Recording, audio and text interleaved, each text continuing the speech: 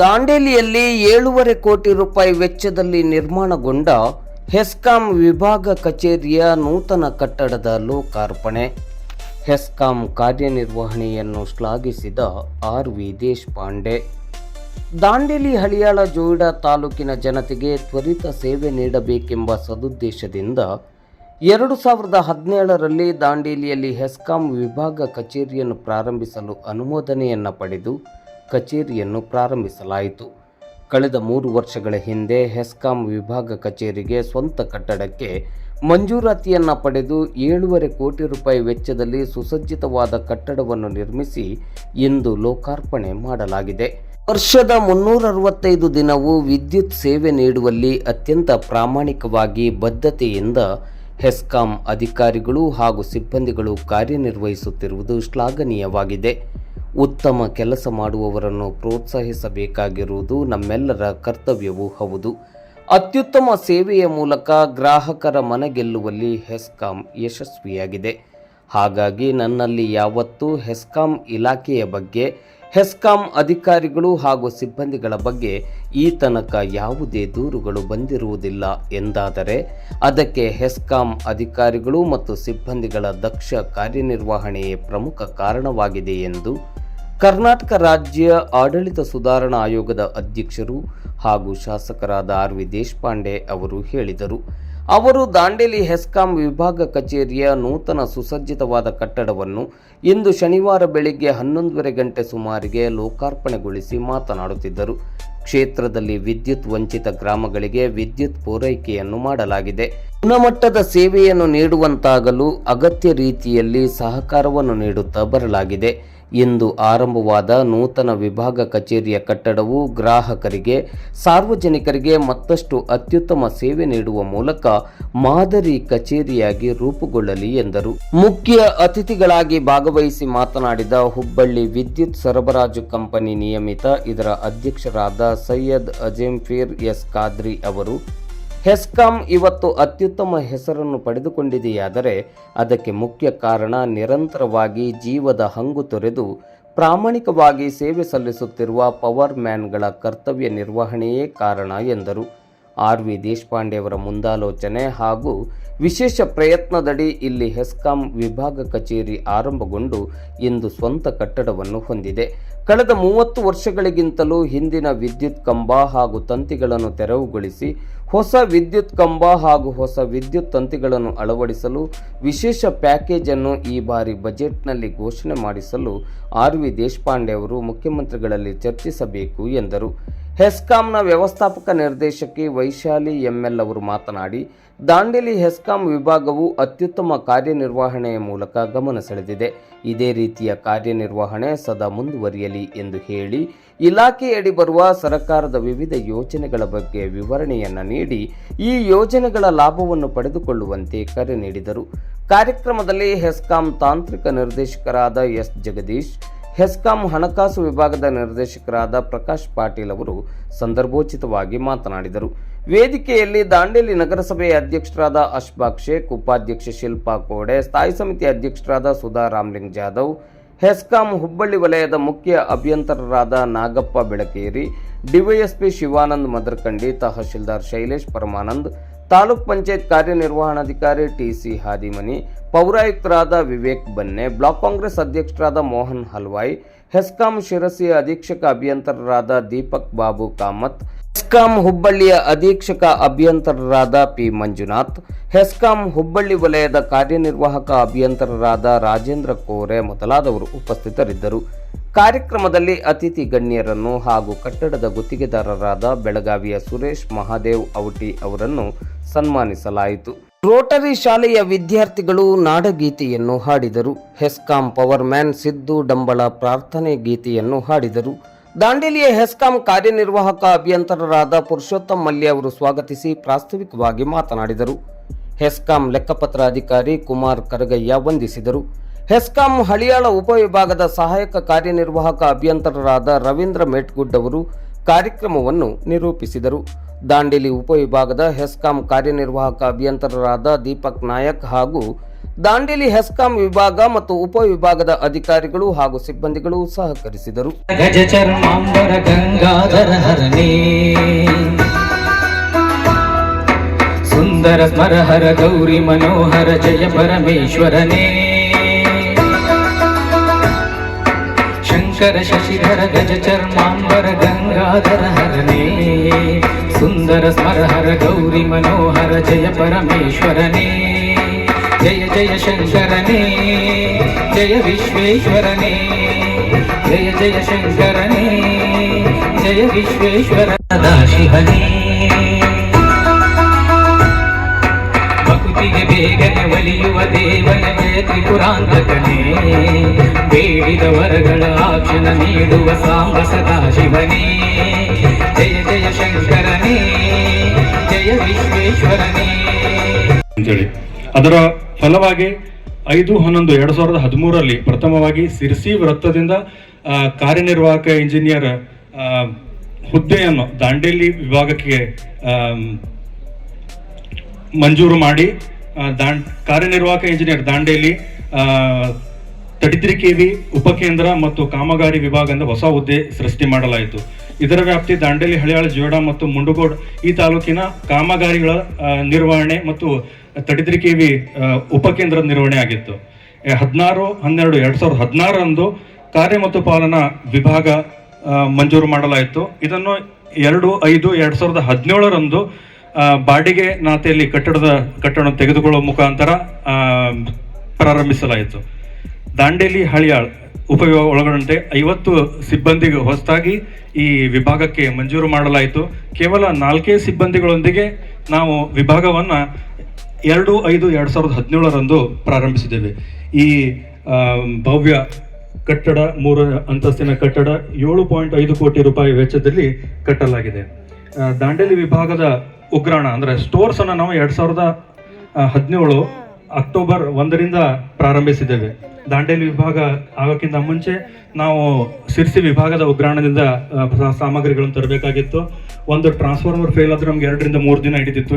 ಉದಾಹರಣೆಗೆ ಅನುಮೋಡು, ನಮ್ಮ ಉಪವಿಭಾಗದ ಅನುಮೋಡದಲ್ಲಿ ಯಾವ್ದಾದ್ರು ಒಂದು ಟ್ರಾನ್ಸ್ಫಾರ್ಮರ್ ಬದಲಾವಣೆ ಮಾಡಬೇಕಾದ್ರೆ ಸಿರ್ಸಿಂದ ತಂದು ಬದಲಾವಣೆ ಮಾಡಲಿಕ್ಕೆ ನಮಗೆ 2 ರಿಂದ 3 ದಿನ ಹತ್ತಾಯಿತು. ಈಗ ನಾವು ನಮ್ಮ ವಿಭಾಗದ ದಾಂಡೇಲಿಯಲ್ಲಿ ಉಗ್ರ ಪರಿವರ್ತಕ ರಿಪೇರಿ ಕೇಂದ್ರವನ್ನು ಸ್ಥಾಪಿಸಿದ್ದೇವೆ. ಇಂದು ನಾವು 72 ಟ್ರಾನ್ಸ್ಫಾರ್ಮರ್ ಅನ್ನು ಸ್ಪೇರ್ ಆಗಿ ಇಟ್ಕೊಂಡಿದ್ದೇವೆ. ನಗರ ಪ್ರದೇಶಗಳಲ್ಲಿ 6 ಗಂಟೆಯಲ್ಲಿ ನಾವು ರಿಪ್ಲೇಸ್ಮೆಂಟ್ ಮಾಡ್ತಾ ಇದ್ದೀವಿ. ಗ್ರಾಮೀಣ ಪ್ರದೇಶದಲ್ಲಿ 24 ಗಂಟೆಯಲ್ಲಿ ಪರಿವರ್ತಕ ರಿಪ್ಲೇಸ್ಮೆಂಟ್ ಮಾಡ್ತಾ ಇದ್ದೀವಿ. ದಾಂಡೇಲಿ ವಿಭಾಗೀಯ ಕಟ್ಟಡದ ವಿವರ. ದಾಂಡೇಲಿ ಈ ವಿಭಾಗೀಯ ಕಟ್ಟಡ 26/2/2023 ಸನ್ಮಾನ್ಯ R.V. ದೇಶಪಾಂಡೆ ಸಾಹೇಬರ ಅಮೃತ ಹಸ್ತದಿಂದನೇ ಶಂಕುಸ್ಥಾಪನೆ ಆಗಿತ್ತು. ಇದರ ಪ್ರತಿ ಅಂತಸ್ತಿನ ವಿಸ್ತಾರ 6,000 ಚದರ ಅಡಿ ಆಗಿದೆ. 3 ಅಂತಸ್ತು ಸೇರಿದೆ. ನೆಲಮಹಡಿಯಲ್ಲಿ ಕಾರ್ಯನಿರ್ವಾಹಕ ಇಂಜಿನಿಯರ್ ಕೊಠಡಿ, ತಾಂತ್ರಿಕ ಶಾಖೆ, ಸಿವಿಲ್ ಶಾಖೆ, ಆಂತರಿಕ ಪರಿಶೋಧನಾ ಘಟಕ, ಮಾಪಕ ತಪಾಸಣಾ ಉಪವಿಭಾಗ ಹೊಂದಿದೆ. 1ನೇ ಮಹಡಿಯಲ್ಲಿ ಕಂದಾಯ ಶಾಖೆ, ಸಭಾ ಕೊಠಡಿ ಹಾಗೂ 3ನೇ ಮಹಡಿಯಲ್ಲಿ 3 ಅತಿಥಿ ಗೃಹಗಳನ್ನು ಹೊಂದಿದ್ದೇವೆ. ಈ ಕಟ್ಟಡವನ್ನು ಮೆಸಸ್ ಔಟಿ ಕನ್ಸ್ಟ್ರಕ್ಷನ್ಸ್ ಬೆಳಗಾವಿರವರು ನಿರ್ಮಿಸಿದ್ದಾರೆ. ದಾಂಡೇಲಿ ವಿಭಾಗ ರಚಿಸಲು ಕಾರಣೀಕರ್ತರಾದ ಮಹನೀಯರಿಂದಲೇ ಈ ವಿಭಾಗ ಕಟ್ಟಡದ ಉದ್ಘಾಟನೆ ಆಗುತ್ತಿರುವುದು ನಮ್ಮೆಲ್ಲರ ಅದೃಷ್ಟ. ಮಾನ್ಯ ದೇಶಪಾಂಡೆ ಸಾಹೇಬರನ್ನು, ಸನ್ಮಾನ್ಯ ಅಜೀಂ ಪಿ ಖಾದ್ರಿ ಸರನ್ನು, MD ಮೇಡಮ್ ಅವರನ್ನು, DT ಮೇಡಮ್ ಹಾಗೂ ಎಲ್ಲ ಹಿರಿಯ ಕಿರಿಯ ಅಧಿಕಾರಿಗಳು, ನಗರಸಭೆ ಅಧ್ಯಕ್ಷರನ್ನು ಎಲ್ಲರಿಗೂ ಇನ್ನೊಮ್ಮೆ ಸ್ವಾಗತಿಸ್ತಾ ನನ್ನ ಸ್ವಾಗತ ಭಾಷಣಕ್ಕೆ ಪೂರ್ಣವಾಗಿ ಹೇಳ್ತೇನೆ. ಜೈ ಹಿಂದ್, ಜೈ ಕನ್ನಡ. ನಿಜವಾಗ್ಲೂ ಅದು ಭಾಳ ಒಂದು ಸಂತೋಷದ ವಿಷಯ. ಈ ಒಂದು ಕಟ್ಟಡನ ಸರಿಯಾಗಿ ನಾವು ಇಟ್ಕೊಂಡು ಸಾರ್ವಜನಿಕರಿಗೆ ಸೇವೆ ಕೊಡೋ ಮೂಲಕ, ಯಾಕಂದರೆ ಇದೆಲ್ಲ ಒಂದು ಡೆಕೋರಮ್ ಆಫೀಸ್ ಅಂದರೆ ಡೆಕೋರಮ್ ಇರಬೇಕು. ಆ ಡೆಕೋರಮನ್ನು ಮೇಂಟೈನ್ ಮಾಡಬೇಕು. ಯಾವತ್ತೂ ಒಂದು ವೆಹಿಕಲ್ ತೊಗೊಳೋದು ದೊಡ್ಡದಲ್ಲ, ಅದನ್ನು ಮೇಂಟೈನ್ ಮಾಡೋದು ದೊಡ್ಡದು. ಅದೇ ರೀತಿ ಒಂದು ಸುಮಾರು 7.5 ಕೋಟಿ ಖರ್ಚು ಮಾಡಿ ಇವತ್ತು ಒಂದು ಭವ್ಯ ಕಟ್ಟಡ ನಿರ್ಮಾಣ ಆಗಿದೆ. ಅದನ್ನು ಸರಿಯಾಗಿ ಉಪಯೋಗ ಮಾಡಿ ಸಾರ್ವಜನಿಕರಿಗೆ, ಬಂದಂಥ ಗ್ರಾಹಕರಿಗೆ ಸರಿಯಾಗಿ ನಾವು ಅವರಿಗೆ ಕೆಲಸದಲ್ಲಿ ಬಂದಂಥ ಕೆಲಸ ಕಾರ್ಯಗಳನ್ನು ಮಾಡಿಕೊಟ್ಟು ನಮ್ಮ ಕಂಪನಿಯ ಹಿತ ಹಾಗೂ ನಮ್ಮ ಕಂಪನಿಯ ಸೇವೆಯನ್ನು ಸಾರ್ವಜನಿಕರ ಹತ್ರಕ್ಕೆ ತಗೊಂಡು ಹೋಗುವಂಥ ಕೆಲಸನ ನಾವೆಲ್ಲರೂ ಮಾಡ್ತೀವಿ ಅಂತ ಭಾವಿಸ್ತಾ, ಬೆಳಗ್ಗೆ ವಾಕಿಂಗ್ ಮಾಡ್ತಾ ಪ್ರತಿಯೊಬ್ಬ ಇಲಾಖೆಯ ಅಧಿಕಾರಿಗಳನ್ನು ಅವರವರ ಇಲಾಖೆಯ ಪ್ರಗತಿಯನ್ನು ಪರಿಶೀಲನೆ ಮಾಡ್ತಕ್ಕಂಥದ್ದು ಅವರ ಒಂದು ವಿಶೇಷವಾದ ವೈಖರಿ ಮೇಡಮ್. ಹಿಂದಿನ MD ಸಾಹೇಬ್ರು ಸಕ್ರಿ ಸಾಹೇಬ್ರಿದ್ದರು. ಸಕ್ರಿ ಸಾಹೇಬರು ಬೆಳಗ್ಗೆ ಬಹುಶಃ 5:55 ಅಥವಾ 6 ಗಂಟೆ ಆಗಿರ್ಬೋದು ಮೇಡಮ್. ಆವಾಗ ಇಲಾಖೆದು ಏನೋ ಒಂದು ಸಮಸ್ಯೆ ಬಂದಿತ್ತು, ಕಾಲ್ ಮಾಡಿದರು. ಸರ್ ಆಯಿತು, ಅದೇ ರೀತಿ ಏನು ಸಾಹೇಬ್ರು ಹೇಳ್ತಾರೆ ಎಲ್ಲವನ್ನು ಮಾಡಿಕೊಟ್ರು. ಅದರ ಪರವಾಗಿ ನಾನು ಹೆಸ್ಕಾಂ ಇಲಾಖೆ ಪರವಾಗಿ ನಮ್ಮೆಲ್ಲ ನೌಕರ ಬಾಂಧವರ ಪರವಾಗಿ ಸಕ್ರಿ ಸಾಹೇಬರಿಗೆ ನಾನು ಅಭಿನಂದನೆಗಳನ್ನು ಸಲ್ಲಿಸ್ತೀನಿ ಮೇಡಮ್. ಸಾಹೇಬರು ಕಾಲ್ ಮಾಡಿದರು. ಆಮೇಲೆ 9 ಗಂಟೆಗೆ ನನಗೆ ಸಕ್ರಿ ಸಾಹೇಬರು ಕಾಲ್ ಮಾಡಿದರು. ನಿನಗೇನು ಹೊತ್ತ ಹೇಳಿ ಐತಿಲ್ಲ ಸಾಹೇಬ್ರಿಗೆ, ಏನು ರಾತ್ರಿ ಹೋಗಿ ಕೂತು ಫೋನ್ ಮಾಡಿಸ್ತಿ ಹೀಗೆ ಅಂದರೆ ಅವ್ರ ಕಾರ್ಯವೈಖರಿ. ಬೆಳಿಗ್ಗೆ 6 ಗಂಟೆಗೆ ಎಲ್ಲ ಸ್ಟಾರ್ಟ್ ಆಗ್ತಾ ಇತ್ತು. ಸುಮಾರಷ್ಟು ಮೇಡಮ್ ನಮಗೆ, ನಾನು ಹಳೆಯಾಳ ಉಪಯೋಗದ ಬಗ್ಗೆ ಹೇಳಬೇಕಂದ್ರೆ 427 ಟ್ರಾನ್ಸ್ಫಾರ್ಮರ್ಗಳಿದ್ದು ಇವತ್ತು 2300 ಟ್ರಾನ್ಸ್ಫಾರ್ಮರ್ ಆಗಿದ್ದಾವೆ. ಕೇವಲ 9 11 KV ಲೈನ್ ಇದ್ದು ಇವತ್ತು 15 ಈಗ ರನ್ನಿಂಗ್ ಇದ್ದಾವೆ ಮತ್ತು 6 ಇವತ್ತು ಲೈನ್ಗಳು ನಡೀತಾ ಇದ್ದಾವೆ. ಒಟ್ಟು 21 11 KV ಲಿಂಕ್ ಲೈನ್ ಟೋಟಲ್ ಅಂದರೆ 11 KV ಲೈನ್ಸ್ ಆಗ್ತದೆ ಮೇಡಮ್. ಆಮೇಲೆ ನಮ್ಮ ಹಳೆಯಾಳದಲ್ಲಿ ಕೇವಲ 2 110 KV ಸ್ಟೇಷನ್ ಇದ್ದು ಇವತ್ತು ಮತ್ತೆ 2 110 KV ಸ್ಟೇಷನನ್ನು ಇಡೀ ಕಂಪ್ನಿಯಲ್ಲಿ 12 110 KV ಸ್ಟೇಷನ್ದಲ್ಲಿ ನಮ್ಮ ಹಳೆಯಾಳದು 2 ಮೇಡಮ್. ಸೊ ಹೀಗೆ 10 ಹಲವಾರು ಅವರ ಒಂದು ಮಾಡಿರ್ತಕ್ಕಂಥ ಕೆಲಸ ಕಾರ್ಯಗಳನ್ನು ವರ್ಣನೆ ಮಾಡ್ತೇ ಹೋದರೆ ಬಹುಶಃ ಸಮಯವೂ ಕೂಡ ಸಾಲಿಕ್ಕಿಲ್ಲ ಮೇಡಮ್. ಅಷ್ಟೊಂದು ಅಪಾರವಾದಂಥ ಕೊಡುಗೆ ಸಾಹೇಬರದು ನಮ್ಮ ಇಲಾಖೆಗಿದೆ. ಸೊ ಹಾಗಾಗಿ ನಾನು ಎಲ್ಲ ನೌಕರರ ಪರವಾಗಿ ಹೃದಯ ತುಂಬಿದ ಧನ್ಯವಾದಗಳನ್ನ ಸಾಹೇಬರಿಗೆ ನಾನು ಹೇಳಿಕ್ಕೆ ಬಯಸ್ತೇನೆ. ಮುಂದಿನ ವಿಭಾಗ ಮಟ್ಟವನ್ನ ಅಲ್ಲೇ ಇನಾಗ್ರೇಷನ್ ಮಾಡ್ಕೊಳ್ತಾ ಇದ್ರು ಸರ್. ನಾವು ಮತ್ತು ಅಧ್ಯಕ್ಷರು ನಿಮ್ ಸಲುವಾಗಿನೇ ಇವತ್ತು ಬಂದಿರೋದು ಸರ್. ಆಕ್ಚುಲಿ ನಮ್ಮ ಎಲ್ಲ ಆಫೀಸು ಎಲ್ಲ ಟೀಮ್ ಬಂದಿರೋದು ಇದು ನಿಮ್ ಸಲುವಾಗಿನೇ. ಯಾಕೆಂದ್ರೆ ನಮ್ಮ ಎಲ್ಲ ಅಧಿಕಾರಿ ಮತ್ತು ಸಿಬ್ಬಂದಿ ಅಂತಿದ್ರು ಸರ್, ತುಂಬಾ ನಮಗೆ ವರ್ಕ್ ಮಾಡೋರಿಗೆ ತುಂಬಾ ಸಪೋರ್ಟ್ ಮಾಡ್ತಾರೆ ಮತ್ತು ಐಡೆಂಟಿಫೈ ಮಾಡ್ತಾರೆ ಅಂತ. ಅದು ನಿಮ್ಮ ಬಾಯಲ್ಲಿ ಕೂಡ ಬಂತು. ಯಾರ್ಯಾರು ಅಧಿಕಾರಿಗಳು ಕೆಲಸ ಮಾಡ್ತಾ ಇದ್ದಾರೆ, ಹೇಗೆ ಎಂತ ಕೆಲಸ ಮಾಡಿದವರನ್ನ ಪಳಗಿಸುವಂತಹ ಇದು ನಮ್ಮಲ್ಲಿ ಇರಬೇಕು. ಆಗ ಮಾತ್ರ ಅಧಿಕಾರಿಗಳ ಮತ್ತು ಜನಪ್ರತಿನಿಧಿಗಳ ಒಂದು ಏನು ಸಹಭಾಗಿತ್ವದಲ್ಲಿ ಕೆಲಸ ಚೆನ್ನಾಗಾಗುತ್ತೆ ಅಂತ. ಯಾಕಂದ್ರೆ ನಮ್ಮಲ್ಲಿ ಕೂಡ ನಮ್ಮ ಇಡೀ ಸಂಸ್ಥೆನೇ ನಿಂತಿರೋದು ಪವರ್ ಮ್ಯಾನ್ಗಳ ಮೇಲೆ ಅಂತ ಹೇಳ್ಬೋದು. ಯಾಕೆಂದ್ರೆ ಪವರ್ ಮ್ಯಾನ್ಗಳು ಇವತ್ತು ಎಂತ ಕಠಿಣ ಕೆಲಸವನ್ನ ಮಾಡಬಲ್ಲರು, ಇಲ್ಲಿ ನಿಂತೆ ಹಾಡನ್ನು ಕೂಡ ಹಾಡಬಲ್ಲರು ಅನ್ನೋದು ಕೂಡ ಇವತ್ತು ಸಾಬೀತಾಗಿದೆ. ಯಾಕೆಂದ್ರೆ ನಿಮ್ಮ ಮೇಲೆ ನಮ್ಮ ಇಲಾಖೆ ನಿಂತಿದೆ. ಯಾಕೆಂದ್ರೆ ನಮ್ಮಲ್ಲಿ ಒಟ್ಟು 40 ಫೀಡರ್ಸ್ ಇದೆ. ಇಲ್ಲಿ ನೋಡಿದಾಗ 40 ಫೀಡರ್ಸ್ ಮಾಡಿ ಇಷ್ಟೊಂದು ಸಪೋರ್ಟ್ ಇರ್ಬೇಕಾದ್ರೆ, ಸರ್ಕಾರದಿಂದ ಇಷ್ಟೊಂದು ಸಪೋರ್ಟ್ ಇರ್ಬೇಕಾದ್ರೆ ನಮ್ಮ ಇಲಾಖಾ ಉದ್ದೇಶ ಏನಂದ್ರೆ ಅನ್ಇಂಟರಪ್ಟೆಡ್ ಪವರ್ ಸಪ್ಲೈ ಕೊಡೋದು, ಕ್ವಾಲಿಟಿ ಪವರ್ ಸಪ್ಲೈ ಕೊಡೋದಾಗಿದೆ. ಯಾಕೆಂದ್ರೆ ಅದೃಷ್ಟವಾದ ಬೇರೆ ಜಿಲ್ಲೆ ಕಂಪೇರ್ ಮಾಡಿದ್ರೆ ಇಲ್ಲಿ ಎಲ್ಲಾ ಫೀಡರ್ಸ್ ಇರೆಸ್ಪೆಕ್ಟಿವ್ ಆಫ್ ಅಗ್ರಿಕಲ್ಚರ್ ಇರ್ಲಿ, NJY ಇರ್ಲಿ, ಇಂಡಸ್ಟ್ರಿ ಅಥವಾ ಅರ್ಬನ್ ಇರ್ಲಿ, ಎಲ್ಲ ಫೀಡರ್ಸ್ ಗಳಿಗೂ 24x ಅಂದ್ರೆ ನಿರಂತರವಾಗಿ ಪವರ್ ಸಪ್ಲೈ ಇದೆ. ಪವರ್ ಸಪ್ಲೈ ಇರ್ಬೇಕಾದ್ರೆ ವೋಲ್ಟೇಜ್ ಚೆನ್ನಾಗಿರೋ ಪವರ್ ಸಪ್ಲೈ ಕೊಡಬೇಕು, ಕ್ವಾಲಿಟಿ ಇರೋ ನಿರಂತರವಾಗಿ ಪವರ್ ಸಪ್ಲೈನ ಕೊಡಬೇಕಾಗುತ್ತೆ.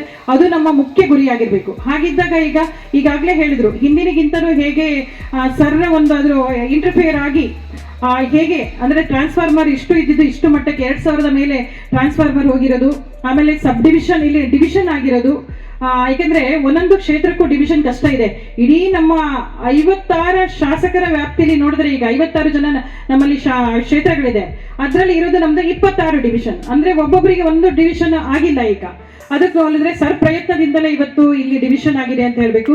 ಅದಕ್ಕೆ ನಾವು ಪ್ರತಿಫಲವಾಗಿ ನಾವೆಲ್ಲರೂ ಸೇರಿ ಅದಕ್ಕೆ ಜನರಿಗೆ ಅದನ್ನ ಸೇವೆನ ತಲುಪಿಸೋಳಿ ನಾವು ನೆರವಾಗಬೇಕು, ಇನ್ ಟೈಮ್ ಇದಾಗಬೇಕು. ಅಂದ್ರೆ ನೀವು ಹೇಳಿದ್ರೆ ಈಗ ನಮ್ಮಲ್ಲಿ ಇರೋದು ಅರ್ಬನ್ ಅಲ್ಲಿ ಏನು ಟ್ರಾನ್ಸ್ಫಾರ್ಮರ್ಸ್ ಇರುತ್ತೆ, ನಮ್ಮ ಡೈರೆಕ್ಷನ್ ಪ್ರಕಾರ 12 ಗಂಟೆ ಒಳಗೆ ಬದಲಾಯಿಸಬೇಕು. ಆದ್ರೆ ನೀವು ಹೆಮ್ಮೆಯಿಂದ ಏನ್ ಹೇಳ್ಕೊಂಡ್ರಿ, ಇವತ್ತು 6 ಗಂಟೆಗೆ ನಾವು ಬದಲಾಯಿಸ್ತೀವಿ ಅಂತ. ರೂರಲ್ ಅಲ್ಲಿ 72 ಗಂಟೆ ಒಳಗೆ ಅಂದ್ರೆ 33 ದಿನದೊಳಗೆ ಬದಲಾಯಿಸ್ಬೇಕನ್ನೋದು ನಮ್ಗೆ ನಿರ್ದೇಶನ ಇರೋದು. ಆದ್ರೆ ನೀವ್ ಹೇಳ್ತಾ ಇದ್ದೀರಾ ಅದನ್ನು ಕೂಡ 3 ದಿನಗಳ ಬದಲಿ ನಾವು 1 ದಿನದಲ್ಲೇ ಬದಲಾಯಿಸ್ತಾ ಇದೀವಿ ಅಂತ ಹೇಳಿದ್ರು. ಅದೇ ನಿಮ್ಮಲ್ಲಿ ನಿರಂತರವಾಗಿರ್ಬೇಕು. ಅದು ಅಂದ್ರೆ ಮಳೆಗಾಲ ಆಗಿರ್ಬೋದು, ಬೇರೆ ದಿನಗಳಾಗಿರ್ಬೋದು, ಎಲ್ಲ ಟೈಮಲ್ಲೂ ಕೂಡ ಹೇಗೆ 24x7 ಪವರ್ ಸಪ್ಲೈ ಕೊಡ್ತೀವಿ, ನಿಮ್ಮ ಕಾರ್ಯವೈಖರಿನೂ ಕೂಡ ಅದು ಆಗಿರ್ಬೇಕಾಗುತ್ತೆ, ನಿರಂತರವಾಗಿ ಆಗಿರ್ಬೇಕಾಗಿರುತ್ತದೆ. ಅಂದ್ರೆ ಸ್ಟಾರ್ಟಿಂಗ್ ಒಂದ್ ಸ್ವಲ್ಪ ಚೆನ್ನಾಗಿ ಕೆಲಸ ಮಾಡಿ ಆ ನಂತರದಲ್ಲಿ ಉದಾಸೀನತೆ ಮಾಡೋದು ಆಗಿರಬಾರ್ದು. ಯಾಕೆಂದ್ರೆ ಹೇಗೆ ವಾಟರ್ ಸಪ್ಲೈ ಮತ್ತು ಬೇರೆ ಬೇರೆ ಇಲಾಖೆಗಳು ತುಂಬಾ ಬೇಸಿಕ್ ನೀಡ್ ಇರೋ ಡಿಪಾರ್ಟ್ಮೆಂಟ್ ಇದೆ, ಅದೇ ರೀತಿ ಬೆಳಕು ಕೂಡ ಡಿಪಾರ್ಟ್ಮೆಂಟ್ ನಮ್ದು. ಯಾಕೆಂದ್ರೆ ಈಗ ಇದ್ರತ್ತ ಸರ್ ಕೇಳ್ತಾ ಇದ್ರು, ಹೇಗೆ ನಮ್ಮ ರಾಜ್ಯ ಫುಲ್ ನಮಗೆ ಬೇಕಾಗಿರೋ ಪವರ್ ಸಪ್ಲೈಯನ್ನ ಜನರೇಟ್ ಮಾಡೋಷ್ಟು ಕೆಪಾಸಿಟಿನ ಪಡ್ಕೊಂಡಿದ್ದಾರೆ ಅಂತ ಹೇಳಿದ್ರು. ಅದಕ್ಕೆ ಎಲ್ಲರೂ ಕೂಡ ಅಂದ್ರೆ ಹಿಂದೆ ಕಂಪೇರ್ ಮಾಡಿದಾಗ ಹೈಡೆಲ್ಲು ಥರ್ಮಲ್ ಜೊತೆಗೆ ಈಗ ಸೋಲಾರ್ ಎನರ್ಜಿನ ನಾವು ಪ್ರಮೋಟ್ ಮಾಡಬೇಕಾಗಿದೆ. ರಿನ್ಯೂವೇಬಲ್ ಎನರ್ಜಿ, ಅದು ಸೋಲಾರ್ ಆಗಿರ್ಬೋದು, ವಿಂಡ್ ಆಗಿರ್ಬೋದು, ಕೋಜನ್ ಆಗಿರ್ಬೋದು, ಎಸ್ಪೆಷಲಿ ಸೋಲಾರ್ ಎನರ್ಜಿ ನಮಗೆ ಆರಾಮಾಗಿ ಸಿಗುವಂತಹ ಎನರ್ಜಿ ಅಂದ್ರೆ ಸೋಲಾರ್ ಎನರ್ಜಿ. ಪ್ರತಿಯೊಬ್ಬ ಮನೆಯೂ ಕೂಡ ಹೇಗೆ ಹೀಟರ್ಗೆ ಬಳಸ್ತೀವಿ ಹಾಗೆ ಫುಲ್ಲು ಅದನ್ನ ಪ್ರತಿಯೊಂದು ಮನೆಯಲ್ಲಿ ಎಲ್ಲ ಎಲೆಕ್ಟ್ರಾನಿಕ್ ಎಕ್ವಿಪ್ಮೆಂಟ್ಸ್ಗಳು ಸೋಲಾರ್ ಎನರ್ಜಿ ಮೇಲೆ ನಡೆಯುವಂತೆ ಆದ್ರೆ ಎಷ್ಟು ಬೇರೆ ಬೇರೆ ಥರ್ಮಲ್ ಎನರ್ಜಿಯಿಂದ ನಾವು ಎಲೆಕ್ಟ್ರಿಸಿಟಿ ಪ್ರೊಡ್ಯೂಸ್ ಮಾಡೋದು ಕಡಿಮೆ ಆಗ್ತಾ ಹೋಗುತ್ತೆ. ಯಾಕಂದ್ರೆ ಇದು ಬಿಟ್ಬಿಟ್ರೆ ವೇಸ್ಟ್ ಆಗ್ತಾ ಹೋಗುತ್ತೆ. ರಿನ್ಯೂವಬಲ್ ಎನರ್ಜಿ ಯಾವತ್ತೂ ಖಾಲಿ ಆಗೋದಿಲ್ಲ, ಅದನ್ನ ನಾವು ಬಳಸ್ಕೊಳ್ಬೇಕಾಗಿದೆ. ಆ ದೃಷ್ಟಿಯಲ್ಲಿ ಕುಸುಮ್ ಬಿ, ಕುಸುಮ್ ಸಿ ಅಂತ ಯೋಜನೆಗಳಿದೆ, ನಿಮಗೆ ಗೊತ್ತಿದೆ.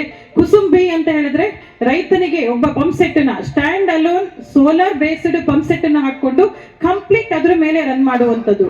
ಇದು ಸಕ್ಸಸ್ ಕೂಡ ಆಗಿದೆ. ಯಾಕೆಂದ್ರೆ ನಾವು ಬೇರೆ ಜಿಲ್ಲೆಯಲ್ಲಿ ಕೊಡ್ತಾ ಇರೋದು IP ಸೆಟ್ಗೆ 7 ಗಂಟೆಗಳ ಕರೆಂಟು, ಅದರಲ್ಲೂ ನಮಗೆ ಹಗಲತ್ತು ನಿರಂತರವಾಗಿ ಕೊಡ್ಲಿಕ್ಕೆ ಆಗ್ತಾ ಇಲ್ಲ. ಈಗ ಏನಾದ್ರೂ ಸೋಲಾರ್ ಅವ್ರು ಹಾಕೊಂಡ್ರೆ ಬೆಳಿಗ್ಗೆ 7 ಗಂಟೆ, ರೈತರು ಹೇಳ್ತಾ ಇರೋದು ಬೆಳಿಗ್ಗೆ 7 ಗಂಟೆಯಿಂದ ಸಂಜೆ 5 ಗಂಟೆ ತನಕ, ಅಂದ್ರೆ ಅಷ್ಟು ನಿರಂತರವಾಗಿ ಅಷ್ಟು ಗಂಟೆಗಳ ಒಂದು ಪವರ್ ಸಪ್ಲೈ, 9 ರಿಂದ 10 ಗಂಟೆಗಳ ನಿರಂತರವಾಗಿ ಒಂದು ಪವರ್ ಸಪ್ಲೈ. ನೀರು ಚೆನ್ನಾಗಿತ್ತು ಅಂದ್ರೆ ಸೋಲಾರ್ ಎನರ್ಜಿಯಿಂದ ತಗೊಳ್ಬಹುದಾಗಿದೆ. ಮತ್ತು ಸೂರ್ಯಘರ್ ಅಡಿಯಲ್ಲಿ ಅಂದ್ರೆ PM ಸೂರ್ಯಘರ್ ಅಂತ ಯೋಜನೆ ಅಡಿಯಲ್ಲಿ ಒಂದು 3 ಕಿಲೋವ್ಯಾಟ್ ಹಾಕೊಂಡ್ರೆ 78,000 ಸಬ್ಸಿಡಿ ಸಿಗುತ್ತೆ. ಅಂದ್ರೆ ಹತ್ತಿರ 50% ಸಬ್ಸಿಡಿ ಸಿಗುತ್ತೆ.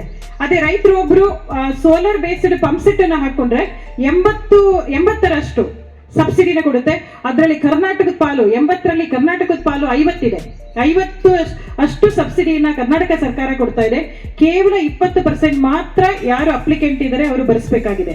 ಅದನ್ನು ಕೂಡ ಅವ್ರನ್ನ ಮೋಟಿವೇಟ್ ಮಾಡಿ ನಿಧಾನವಾಗಿ ಅವ್ರ ಕಡೆಯಿಂದ ತಗೊಳ್ಳೋಣ ಅಂತ ನಾವು ಹೆಸ್ಕಾಂ ಇಂದಾನೆ ಅವರ ಕಾಂಟ್ರಿಬ್ಯೂಷನ್ ನ ಕೊಡ್ತಾ ಇದೀವಿ. ಹಾಗಾಗಿ ಈ ರತ್ತ ಅಂದ್ರೆ ಹೇಗೆ ನಾವು ರಿನ್ಯೂವಬಲ್ ಎನರ್ಜಿನ ನಾವು ಆ ದೃಷ್ಟಿಯತ್ತ ಹೆಡ್ ಮಾಡಿ ಎಲ್ಲ ಜಿಲ್ಲೆಯಲ್ಲೂ ಕೂಡ ಅದು ಕೃಷಿ ಪಂಪ್ಸೆಟ್ಗಳಾಗಿರ್ಬೋದು, ಮನೆದು ಗೃಹ ಬಳಕೆಯ ಒಂದು ವಿದ್ಯುತ್ ಆಗಿರ್ಬೋದು, ಆ ಇನ್ಸ್ಟಾಲೇಷನ್ ಆಗಿರ್ಬೋದು, ಸೋಲಾರ್ ಕಡೆ ಹೊರಟ್ರೆ ಆದಷ್ಟು ನಮ್ದು ಬೇರೆ ಎನರ್ಜಿದು ಸೇವ್ ಆಗ್ತಾ ಹೋಗುತ್ತೆ. ಯಾಕೆಂದ್ರೆ ಮಳೆಗಾಲದಲ್ಲಿ ಹೈಡಲ್ ಚೆನ್ನಾಗಿರುತ್ತೆ, ನಮ್ಗೆ ಕಡಿಮೆ ರೇಟಲ್ಲಿ ಸಿಗುತ್ತೆ. ಅದ್ರ ಜೊತೆಗೆ ಪವರ್ ಮ್ಯಾನ್ಗಳು, ನಾನು ಈ ಸಂದರ್ಭದಲ್ಲಿ ಏನ್ ಹೇಳ್ತಾ ಇರೋದು ಅಂದ್ರೆ ನಿಮ್ಗೆ ಏನು ಫೀಡರ್ಸ್ ಇದೆ ಮೇಂಟೆನೆನ್ಸ್ ಕರೆಕ್ಟ್ ಆಗಿ ಆಗ್ಬೇಕು. ಅದ್ರದ್ದು ಮೇಂಟೆನೆನ್ಸ್ ಅಂದ್ರೆ ಫೀಡರ್ ಮೇಂಟೆನೆನ್ಸ್, ಅಲ್ಲಿನ ಟ್ರಾನ್ಸ್ಫರ್ ಮೇಂಟೆನೆನ್ಸ್ ಕರೆಕ್ಟ್ ಆಗಿ, ಅರ್ಥಿಂಗ್ ಗ್ರೌಂಡಿಂಗ್ ಕರೆಕ್ಟ್ ಆಗಿ ಆಗಿದೆಯಾ ಅನ್ನೋದನ್ನ ನೀವು ನೋಡ್ಕೊಳ್ಬೇಕಾಗುತ್ತೆ. ಯಾಕಂದ್ರೆ ಇಲ್ಲಿ 24x ಪವರ್ ಸಪ್ಲೈ ನಿರಂತರವಾಗಿರೋದ್ರಿಂದ ಮೇಂಟೆನೆನ್ಸ್ ನ ನೀವು ನೀಟಾಗಿ ಮಾಡಬೇಕಾಗುತ್ತೆ. ಒಟ್ಟು ಕ್ವಾಲಿಟಿ ಮತ್ತು ನಿರಂತರವಾಗಿ ಪವರ್ ಸಪ್ಲೈ ಕೊಡೋಕೆ ನೀವೆಲ್ಲರೂ ಶ್ರಮ ವಹಿಸಿ. ಸರ್ ಕೂಡ ನಿಮಗೆ ತುಂಬಾ ಸಪೋರ್ಟ್ ಮಾಡ್ತಾರೆ, ಹೆಸ್ಕಾಂ ಕಡೆಯಿಂದ ಅಧ್ಯಕ್ಷರು ಕೂಡ ನಿಮಗೆ ಸಪೋರ್ಟ್ ಮಾಡ್ತಾರೆ. ಹಾಗೆ ಮತ್ತೇನು ವರ್ಕ್ಸ್ ಆಗ್ಬೇಕು, ಯಾವ ಬಜೆಟ್ ಇದು ಮಾಡಬೇಕು, ನೀವು ಮನಬಿಚ್ಚಿ ಅದನ್ನ ಹೇಳಿದ್ರೆ ನಾವು ಖಂಡಿತವಾಗಿಯೂ ನಿಮ್ಗೆ ನಾವು ಸಹಾಯ ಕೊಡ್ತೀವಿ ಅಂತ ಈ ಸಂದರ್ಭದಲ್ಲಿ ಹೇಳ್ತಾ ಸರ್ಗೆ, ನಮ್ಮ ಹೆಸ್ಕಾಂ ಎಲ್ಲರ ಪರವಾಗಿನೂ ಸರ್ಗೆ ಮತ್ತೊಮ್ಮೆ ನಾನು ಧನ್ಯವಾದಗಳನ್ನು ಹೇಳ್ತಾ ನನ್ನ ಮಾತುಗಳನ್ನು ಮುಗಿಸ್ತಾ ಇದ್ದೇನೆ. ಧನ್ಯವಾದಗಳು. ಏನು ಇವತ್ತು ದಾಂಡೇಲಿ ಭಾಗಕ್ಕೆ, ಈ ಭಾಗಕ್ಕೆ ಇಟ್ಟಿರ್ತಕ್ಕಂಥ ಕಳಕಳಿ, ಪ್ರೀತಿ, ಅಭಿಮಾನ, ಈ ಭಾಗದ ಜನರಿಗೆ ಕೊಡುವ ಸರ್ವಿಸು ಅದು ಎಷ್ಟು ಭಾಷಣ ಮಾಡಿದ್ರು ಕಡಿಮೆ. ಇವತ್ತು ಈ ಕಟ್ಟಡ ನೋಡಿದ್ರೆ ಒಂದು ಮಾಡೆಲ್, ಒಂದು ಸಂದೇಶ, ಪಾರದರ್ಶಕತೆ, ಪ್ರಾಮಾಣಿಕತೆ, ಕ್ವಾಲಿಟಿ, ಕ್ವಾಂಟಿಟಿ. ನಾನು ನೋಡ್ತಾ ಇದ್ದೆ ಎಲ್ಲ ಆಫೀಸರ್ಗೆ ಸನ್ಮಾನ ಮತ್ತು ಸ್ವಾಗತ ಮಾಡುವಾಗ ನಮ್ಮ ಮೇಡಮ್ ಅವ್ರ ನನ್ನ ಮುಂದೆ ಹೇಳ್ತಿದ್ರು, ಬಹಳ ಹಾನೆಸ್ಟ್ ಆಫೀಸರ್, ಬಹಳ ಪ್ರಾಮಾಣಿಕ ಆಫೀಸರ್, ಬಹಳ ಒಳ್ಳೆ ಆಫೀಸರ್ ಅಂತೇಳಿ. ಯಾವಾಗಲೂ ಅಧಿಕಾರಿಗಳು, ರಾಜಕಾರಣಿಗಳ ಇಬ್ರು ನಾವು ಕೈ ಜೋಡಿಸಿದ್ರೆ ಮಾತ್ರ ನಮ್ಮ ಕ್ಷೇತ್ರದ ಅಭಿವೃದ್ಧಿ ಸಾಧ್ಯ ಅನ್ನುವಂಥದ್ದು ನಿದರ್ಶನ ಇವತ್ತು ನನಗೆ ಆಗಿದೆ. ಸನ್ಮಾನ್ಯ ದೇಶಪಾಂಡೆ ಸಾಹೇಬ್ರ ಈ ಒಂದು ಕಾರ್ಯಕ್ರಮದಲ್ಲಿ ಭಾಗಿಯಾಗಿ. ಹಾಗಾಗಿ ಸುಮಾರು 7.5 ಕೋಟಿ ರೂಪಾಯಿ ವೆಚ್ಚದಲ್ಲಿ ಕಟ್ಟಿರ್ತಕ್ಕಂಥ ಸುಂದರವಾದ ಈ ಒಂದು ಕಟ್ಟಡ ನಮ್ಮ ದಾಂಡೇಲಿ ಭಾಗಕ್ಕೆ ಹೆಸ್ಕಾಂ ವಿಭಾಗದ ಕಚೇರಿ ಏನು ಇವತ್ತು ಅತ್ಯಂತ ಸುಂದರವಾದ ಸುಸಜ್ಜಿತವಾದ ಕಟ್ಟಡ. ನಾ ಈ ಸಂದರ್ಭದಲ್ಲಿ ಈ ಆಫೀಸ್ನಲ್ಲಿ ಕೆಲಸ ಮಾಡುವ ಅಧಿಕಾರಿಗಳಲ್ಲಿ ನಾನು ಮನವಿ ಮಾಡ್ತೇನೆ, ರಿಕ್ವೆಸ್ಟ್ ಮಾಡ್ತೇನೆ, ಯಾವ ತರ ಇವತ್ತು ಹೊಸ ಕಟ್ಟಡ ದೇಶಪಾಂಡೆ ಸಾಹೇಬರ ಅಮೃತಹಸ್ತದಿಂದ ಉದ್ಘಾಟನೆ ಆಗಿದೆ, ಮುಂದಿನ ದಿನಗಳಲ್ಲಿ ಮುಂದಿನ 10 ವರ್ಷ ಇದೇ ತರ ತಾವು ಮೇಂಟೈನ್ ಮಾಡಿದ್ರೆ ಮಾತ್ರ ದೇಶಪಾಂಡೆ ಸಾಹೇಬರ ಕನಸು ನೆನಸಿಟ್ಟ ಮಾಡ್ದಂಗೆ ಆಗ್ತದೆ. ಯಾಕೆಂದ್ರೆ ಬಹಳ ಕಡೆ ನಾವು ನೋಡ್ತೀವಿ ಕಟ್ಟಡಗಳು ಬಹಳ ಸುಂದರವಾದ ಕಟ್ತೀವಿ, ಕಟ್ಟಿದ ನಂತರ 1 ತಿಂಗಳ 2 ತಿಂಗಳ 4 ತಿಂಗಳ ನಂತರ ಬಂದು ನೋಡಿದ್ರೆ ಎಲ್ಲಿ ಬೇಕಾದಲ್ಲಿ ಪಾನ್ ಸುಪಾರಿ ತಿಂದು ಉಗುಳಿರ್ತಾರೆ, ಅಥವಾ ಗುಟ್ಕಾ ತಿಂದು ಉಗುಳಿರ್ತಾರೆ, ಅಥವಾ ಕಸ ಬಿದ್ದಿರ್ತದೆ, ಬಾತ್ರೂಮ್ನಾಗಿ ಶೌಚಾಲಯದಾಗ ಹೋಗಕ್ಕಾಗಲ್ಲ, ಮೂಗಿಗೆ ಬಟ್ಟೆ ಹಿಡ್ಕೊಂಡು ಹೊರಗೆ ಬರಬೇಕಾಗೈತೆ. ನನಗೆ ವಿಶ್ವಾಸ ಇದೆ, ಏನು ಇವತ್ತು ದೇಶಪಾಂಡೆ ಸಾಹೇಬರ ಏನು ಇವತ್ತು ನಮ್ಮ ಅಧಿಕಾರಿಗಳ ಮೇಲೆ ಇಟ್ಟಿರ್ತಕ್ಕಂಥ ಪ್ರೀತಿ ನೋಡಿದ್ರೆ ಆ ಕಟ್ಟಡ ಕೂಡ ಹಾಗೆ ತಾವು ಇಡ್ತೀರಿ ಹಾಗೆ ಅನ್ನೋಂಥದ್ದು ವಿಶ್ವಾಸ ನನಗಿದೆ. ಅಲ್ಲಿ ಕೆಲಸ ಮಾಡುವ ಪ್ರತಿಯೊಬ್ಬ ಅಧಿಕಾರಿಯ ಜವಾಬ್ದಾರಿ. ಆ ಆಸ್ತಿ ನಿಮ್ದು, ಆ ಕಟ್ಟಡ ನಿಮ್ದು. ನೀವು ಕೂತಲ್ಲಿ ಅಧಿಕಾರ ನಡೆಸೋರು, ನೀವು ಕೂತು ನಮ್ಮ ಸಾರ್ವಜನಿಕರಿಗೆ ಸೇವೆ ಮಾಡೋರು, ನೀವು ಕೂತು ನಮ್ಮ ಸಾರ್ವಜನಿಕರ ಸರ್ವಿಸ್ ಕೊಡೋರು. ಆ ಒಂದು ಉಳಿಸ್ಕೊಳ್ಳುವಂತ ಜವಾಬ್ದಾರಿ ನಿಮ್ಮ ಮೇಲೆ ಇದೆ. ಹಾಗೆ ಅನ್ನೋಂಥ ಮಾತಲ್ಲಿ ಸಂದರ್ಭದಲ್ಲಿ ಹೇಳ್ತೇನೆ. ಪಂಚಾಯತ್ ಗ್ರಾಮ ಪಂಚಾಯತ್ನ ಒಂದು ಮನೆ ಕರೆಂಟ್ ಇಲ್ಲಾಗಿತ್ತು ಇದ್ದರೆ ಅದು ಜೋಯಿಡಾ ತಾಲೂಕಿನ ಬಜಾರ್ಕೋಣಂಗ್ ಪಂಚಾಯತ್ ಇತ್ತು. ಸಾಹೇಬರ ಪ್ರಯತ್ನದಿಂದ ಇವತ್ತು ಆ ಪಂಚಾಯತ್ನ ಎಲ್ಲ ಮಜರಿಗಳು ಸೇರಿ ಜೋಯಿಡಾ ತಾಲೂಕಿನಲ್ಲಿ 70 ಮಜರಿಗಳ ಪೈಕಿ 69 ಮಜರಿಗಳನ್ನು ವಿದ್ಯುದೀಕರಣ ಮಾಡಿದ್ದೀವಿ. ಸರ್, ನಾವು ಕಳೆದ 5 ವರ್ಷದಲ್ಲಿ ವಿಭಾಗ ಆದ ನಂತರ 1550 UNIP ಅಂದರೆ ಅನ್ಅಥರೈಸ್ಡ್ ಪಂಪ್ ಸೆಟ್ಗಳನ್ನ ರೆಗ್ಯುಲೈಸ್ ಮಾಡಿದ್ದೀವಿ. ಆ ಟೈಮಲ್ಲಿ ಗ್ರಾಹಕರು 13,500 ಆವರೇಜ್ ಆಗಿ ದುಡ್ಡು ಕಟ್ಟಿದರೆ ನಾವು 1,60,000ವರೆಗೆ ಆವರೇಜ್ ಆಗಿ ಖರ್ಚು ಮಾಡಿದ್ದೀವಿ. ಅದೇ ರೀತಿಯಾಗಿ ಅರಣ್ಯ ಪ್ರದೇಶ, ಕಾಡಾನೆಗಳನ್ನು ನಾವು ಸುರಕ್ಷಿತವಾಗಿಡೋದು ಅಷ್ಟೇ ಮುಖ್ಯ. ಎಲಿಫೆಂಟ್ ಕಾರಿಡಾರ್ ಪ್ರಾಜೆಕ್ಟಲ್ಲಿ ನಾವು ಕಳೆದ 6 ರಿಂದ 7 ವರ್ಷದಲ್ಲಿ 18,000ಕ್ಕಿಂತ ಹೆಚ್ಚಿನ ಕಂಬಗಳನ್ನು ಹಾಕಿದ್ದೇವೆ ಸರ್. ಇದರಿಂದ ನಾವು ಗುಣಮಟ್ಟದ ವಿದ್ಯುತ್ ನೀಡಲಿಕ್ಕೆ ಪ್ರಯತ್ನ ಮಾಡಿದ್ದೀವಿ. ಮೇಡಮ್ ಅವರು ಹೇಳಿದರು ಸೂರ್ಯಘರ್, ಪ್ರಧಾನಮಂತ್ರಿ ಸೂರ್ಯಘರ್ ಮುಫ್ತ್ ಬಿಜಲಿ ಯೋಜನಾ ಉತ್ತಮ ಯೋಜನೆ. ಇದರಲ್ಲಿ 1 ಕಿಲೋವ್ಯಾಟ್ಗೆ 30,000 ಸಬ್ಸಿಡಿ ಇದೆ, 2 ಕಿಲೋವ್ಯಾಟ್ಗೆ 60,000 ಹಾಗೂ 3 ಕಿಲೋವ್ಯಾಟ್ ಮ್ಯಾಕ್ಸಿಮಮ್ 78,000 ಸಬ್ಸಿಡಿ ಇದೆ. ದಯಮಾಡಿ ಎಲ್ಲರೂ ಈ ಯೋಜನೆಯ ಲಾಭವನ್ನು ಪಡಿಬೇಕು. ಈ ಯೋಜನೆ ಡಿಸೆಂಬರ್ 2025ಕ್ಕೆ ಕೊನೆಗೊಳ್ಳಲಿದೆ. ಧನ್ಯವಾದ ಸರ್. ವಿದ್ಯುತ್ ಇರಬೇಕಂತೇಳಿ ಸಾಹೇಬರ ಆಶಯ ಇತ್ತು. 10 ಕೋಟಿ ರೂಪಾಯಿ ವೆಚ್ಚದಲ್ಲಿ 37 ಕಿಲೋಮೀಟರ್ ಭೂಗತ ಅಂದರೆ ಅಂಡರ್ ಗ್ರೌಂಡ್ ಕೇಬಲ್ ಹಾಕಿ ಅಲ್ಲಿ ನಾವು ನಿರಂತರ ವಿದ್ಯುತ್ ಅನ್ನು ಕೊಡ್ತಾ ಇದ್ದೀವಿ. ಕಳೆದ ವರ್ಷ ಸಾಹೇಬರು ಈ ಕಾಮಗಾರಿಗೆ ಚಾಲನೆ ನೀಡಿದ್ರು. ಧನ್ಯವಾದಗಳು. ಮಹಿಳೆಯರು ಸದೃಢಿದ್ರೆ, ಕ್ರಿಯಾಶೀಲಿದ್ರೆ ಮನೆಯೂ ಚೆನ್ನಾಗಿ ನಡೀತದೆ. ಆ ಮನೆ ಆದರ್ಶ ಮನೆ ಅಂತೂ ಹೇಳ್ಕೊಳ್ತದೆ ಮತ್ತು ರಾಷ್ಟ್ರದ ಸಾಮಾಜಿಕ, ಶೈಕ್ಷಣಿಕ, ಆರ್ಥಿಕ ವ್ಯವಸ್ಥೆಗೂ ಅದು ಅನುವು ಆಗ್ತದೆ. ಹಾಗೆ ನೀವು ನೋಡಿ, ನಮ್ಮ ಸರ್ಕಾರದಲ್ಲಿ ನಮ್ಮ ಮುಖ್ಯಮಂತ್ರಿಗಳು ಸಿದ್ದರಾಮಯ್ಯ ಅವರು ಮಹಿಳೆಯರಿಗೆ ಕೇಂದ್ರಿತ ಇಟ್ಕೊಂಡೆಲ್ಲ ಯೋಜನೆ ತಂದಿದ್ದಾರೆ. ಮಹಿಳೆಯರಿಗೆ ಕೇಂದ್ರಿತ ಮಾಡಿ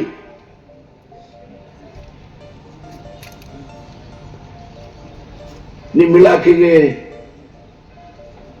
ಪ್ರತಿ ಮನೆಗೆ 200 ಯೂನಿಟ್ ತನಕ ಗೃಹಜ್ಯೋತಿ, 200 ಯೂನಿಟ್ ಅಲ್ಲ, ಗೃಹಜ್ಯೋತಿ ಉಚಿತವಾಗಿ ಕೊಡ್ತೇವೆ. ಮಹಿಳೆಯರಿಗೆ ಕೆಲವು ಜನ ತಗೋದ್ರು, ಬಟ್ ಕೆಲವು ಮಹಿಳೆಯವ್ರಿಗೆ, ಬಹುತೇಕ ಮಹಿಳೆಯವ್ರಿಗೆ ತಿಂಗಳ 2,000 ರೂಪಾಯಿ ಕೊಡ್ತೇವೆ. ಬಸ್ ಬರೋದು ಫ್ರೀ. ನೀವೆಲ್ಲ ದಾಟಿರ್ತೀರೋ ಎಲ್ಲ ಹಲ್ಲೆ ಬಂದ್ರಿ. ಎಲ್ಲಿಂದ ಬಂದ್ರಿ ಅಮ್ಮ? ಹಲ್ಲೆಯಿಂದ ಬಸ್ ಫ್ರೀ. ಫ್ರೀ ಅದಲ್ಲ, ಫ್ರೀ ಕೇಳಿ. ಬಸ್ ಫ್ರೀ, ಕರೆಂಟ್ ಫ್ರೀ, 2,000 ರೂಪಾಯಿ, 5 ಕಿಲೋ ಅಕ್ಕಿ, 10 ಕಿಲೋ. ಮತ್ತೊಂದು ಯಾವುದು? ಯುವ ನಿಧಿ, ಯುವಕರಿಗೆ. ಹಾಗೆ ನಾ ಹೇಳಿ ಎಲ್ಲ ಯೋಜನೆಗಳು ಬಹುತೇಕ ಮಹಿಳೆಯವ್ರಿಗೆ ಕೇಂದ್ರಿತ ಇಟ್ಕೊಂಡು ಕಣ್ಮುಂದೆ ಇಟ್ಕೊಂಡು ಮಾಡಿದ್ದಾರೆ. ಒಬ್ಬ ಮಹಿಳೆಯವರು ಹಿಡ್ಕೊಂಡ್ರ ಇಡೀ ಮನೆ ಹಿಡ್ಕೊಂಡಾಗ. ರಾಜಕಾರಣಿಯಾಗಿ ಹೇಳಿದ್ರು, ನನ್ನ 50 ವರ್ಷದ ರಾಜಕೀಯ ಜೀವನದಲ್ಲಿ ಮಹಿಳೆಯರಿಗೆ ಹೆಚ್ಚು ಮಹತ್ವ ನಾನು ಕೊಟ್ಟಿದ್ದೆ. ನೀವು ಚಪ್ಪಾಳಿ ಪಳಿಯನ್ನು ಹೊಡೆಯುವುದಲ್ಲ, ಎಲ್ಲ ಮುಗ್ಗರು ಮಹಿಳೆಯರದಿರಿ. ನೀವು ಒಂದರ ಮುಗ್ದದಿರಿ ಅಥವಾ 12ವರೆ ಆಯಿತು, ಹೊಟ್ಟಿಯಿಂದ ತೊಂದರೆ ಮಾಡ್ತಿರ್ಬೋದು. ಊಟ ಮಾಡೋ ಟೈಮ್ ಅದ. ಹಾಗಾಗಿ ಈ ವಿದ್ಯುತ್ ಶಕ್ತಿ ಇಲಾಖೆ ಬಹಳ ಮಹತ್ವದ ಇಲಾಖೆ. ಇದು ರಾಜ್ಯದ ಸರ್ವಾಂಗೀಣ ಅಭಿವೃದ್ಧಿ ಸಲುವಾಗಿ ಅದು ಕೃಷಿ ಇರ್ಬೋದು, ಕೈಗಾರಿಕೆ ಇರ್ಬೋದು, ವ್ಯಾಪಾರ ಇರ್ಬೋದು, ಅಥವಾ ಸಾಮಾನ್ಯ ಜೀವನ ಇರ್ಬೋದು, ಈ ವ್ಯವಸ್ಥೆಯ ಫೌಂಡೇಶನ್ ಇದು, ತಳಪಾಯ ಇದು. ವಿದ್ಯುತ್ ಶಕ್ತಿ ಇಲಾಖೆ ಏನು ಸಮಸ್ಯೆ ಆದರೆ ಈ ಎಲ್ಲ ಇಲಾಖೆಗಳು, ಕೈಗಾರಿಕೆಗಳು ವಿದ್ಯುತ್ ಶಕ್ತಿ ವಿನ ಏನ್ ಮಾಡಲಿಕ್ಕಾಗ್ತದೆ? ಕೃಷಿ ಪ್ರತಿಯೊಬ್ಬರು 5% ತಗೊಳ್ತಾ ಇದ್ದಾರೆ, ಏನ್ ಮಾಡ್ಲಿಕ್ಕಾಗ್ತದೆ? ಹಾಗಾಗಿ ಎಲ್ಲ ಅರ್ಥವ್ಯವಸ್ಥೆ ಸಹ ಈ ಇಲಾಖೆ ಮೇಲೆ ಡಿಪೆಂಡ್ ಇದೆ. ಹಾಗಾಗಿ ಈ ಇಲಾಖೆ ನಾವಿನ್ನೂ ಶಕ್ತಿಶಾಲಿ ಮಾಡಬೇಕು.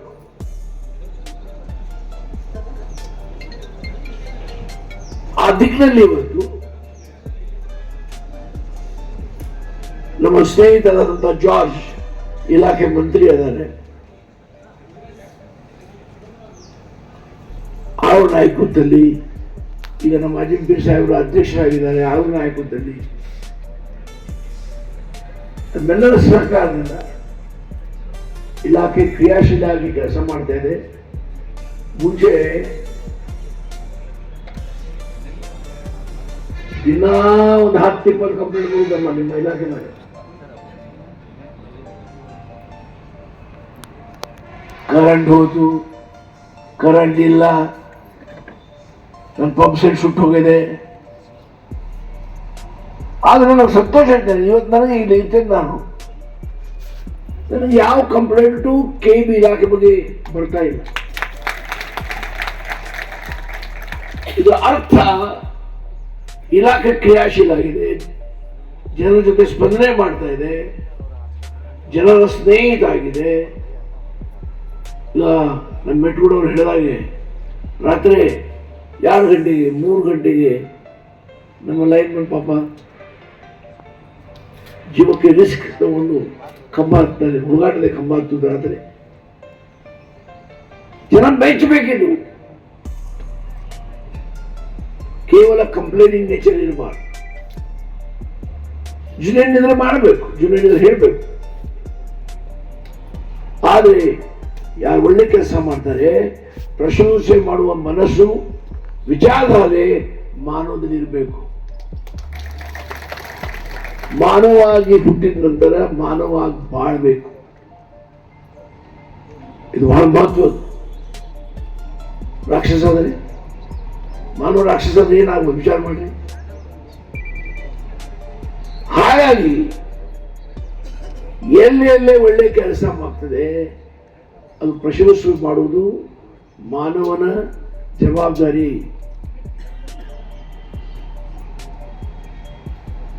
ಇವತ್ತು ನಾ ಈಗಾಗಲೇ ಹೇಳಿದೆ, ಸರ್ಕಾರ, ಕರ್ನಾಟಕ ಸರ್ಕಾರ ಇದರ ಮೇಲೆ ನಡೀತಿದೆ. ಈ ಮುಖ್ಯಮಂತ್ರಿಗಳು ಬಜೆಟ್ ಪ್ರೆಸೆಂಟ್ ಮಾಡ್ತಾ ಇದ್ದಾರೆ ಮಾರ್ಚ್ 13-14 ಯಾವ ಆಧಾರ ಮೇಲೆ ಮಾಡ್ತಾರೆ ಅವರು? ಇಲ್ಲಿ ಕರ್ನಾಟಕ ಸರ್ಕಾರ ನೋಟ್ ಪ್ರಿಂಟ್ ಮಾಡ್ತದೆ, ಅಲ್ಲಿ ನಿರ್ಮಲಾ ಸೀತಾರಾಮನ್ ಇವತ್ತು ಬಜೆಟ್ ಪ್ರೆಸೆಂಟ್ ಮಾಡಿದ್ರು. ಅವರು ನಾವು ಕೇಳಬೇಕಾಗಿತ್ತು ಬಜೆಟ್. ಇನ್ನು ಬಜೆಟ್ ಸ್ಪೀಚ್ ಅವ್ರು ನಡೀತಾ ಇರ್ಬೋದು. ಭಾರತ ಸರ್ಕಾರ ಬಜೆಟ್ ಇವತ್ತು ಪ್ರೆಸೆಂಟ್ ಆಗಿದೆ.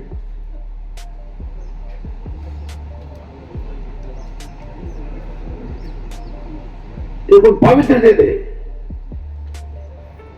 ಈ ಬಜೆಟ್ ಮುಖಾಂತರ ರಾಜ್ಯದ ಅಥವಾ ರಾಷ್ಟ್ರದ ಸರ್ವಾಂಗೀಣ ಅಭಿವೃದ್ಧಿ ಆಗುವ ಯೋಜನೆ ಹಾಕ್ತಾರೆ. ಇತಿಹಾಸದಲ್ಲಿ ಒಂದು ಒಳ್ಳೆಯ ಸುವರ್ಣ ಅಕ್ಷರದಿಂದ ಬರ್ತಕ್ಕಂಥ ದಿನ. ಎಕ್ಸಿಕ್ಯೂಟಿವ್ ಇಂಜಿನಿಯರ್ ಕಚೇರಿ ಆಗಿದ್ದಾವೆ. ಈಗ ಹಿರಿಯ ಅಧಿಕಾರಿ ಬಂದಿದ್ದಾರೆ, ಅವ್ರ ಗಮನ ತರ್ತೇನೆ.